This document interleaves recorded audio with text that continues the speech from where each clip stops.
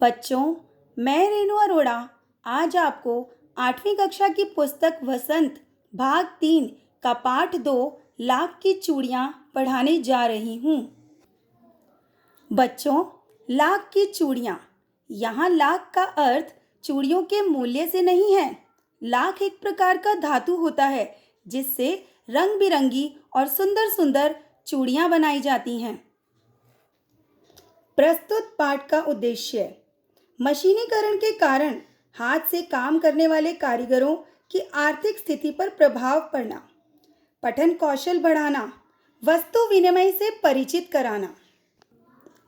तो आइए देखते हैं इस पाठ में लेखक हमें क्या बताना चाहते हैं। बच्चों, इस पाठ के द्वारा लेखक लघु उद्योग की ओर पाठकों का ध्यान करवा रहे हैं। वे कहते हैं कि बदलते समय का प्रभाव हर वस्तु पर पड़ता है। बदलू एक मनिहार था। व्यवसाय से वह रंग बिरंगी चूड़ियाँ बनाया करता था। वह अत्यंत आकर्षक चूड़ियाँ बनाता था। गांव की सभी स्त्रियां उसी की बनाई चूड़ियाँ पहनती थीं। बदलू को कांच की चूड़ियों से बहुत चिढ़ थी। वह कांच की चूड़ियों की बड़ाई भी नहीं सुन सकता था। कभी कभी तो दो बातें सुनाने से भी नहीं चूकता था। शहर और गांव की औरतों की तुलना करते हुए वह कहता है कि शहर की औरतों की कलाई बहुत नाजुक होती है, इसलिए वे लाख की चूड़ियाँ नहीं पहनती हैं। लेखक अक्सर गांव जाता है और बदलू काका से ज़रूर मिलता है, क्योंकि वह उसे लाख की रंग बिरंगी गोलियां बनाकर देता है। परंतु अपने पिताजी की बदली हो जाने की वजह से वह इस बार वही काफ़ी देर बाद गांव जाता है।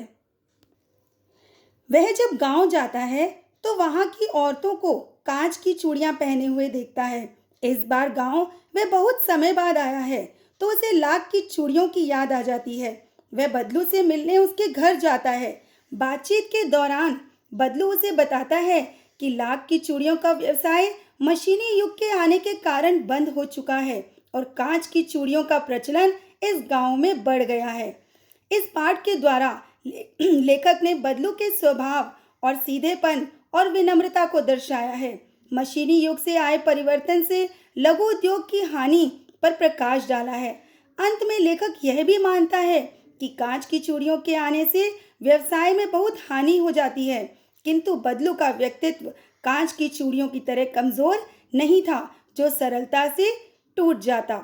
अभी उसकी बेटी के हाथ में लाख की चूड़ियां पहनी हुई हैं, जिससे यह साफ नजर आता है कि वह व्यक्तित्व से बहुत मजबूत है, कांच की चूड़ियों की तरह कमजोर नहीं। तो देखा बच्चों, हमने इस पाठ से सीखा कि हमें लघु उद्योग को बढ़ावा देना चाहिए, यानी हाथ से बनी कला को बढ़ावा देना चाहिए और जितना हो सके हमें हाथ से बनी चीज़ों का ही प्रयोग करना चाहिए। धन्यवाद।